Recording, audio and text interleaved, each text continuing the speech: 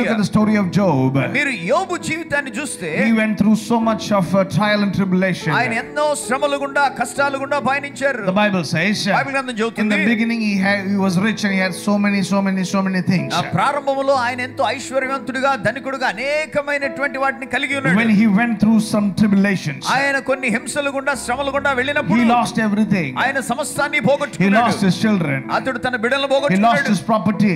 తన ఆస్తిని He పోగొట్టుకున్నాడు. lost his influence. తనకున్న ప్రభావాన్ని He lost his health. అతని ఆరోగ్యాన్ని But in పోగొట్టుకున్నాడు. the end, కానీ అంతమున we see మనం చూస్తున్నాం that God restored him double.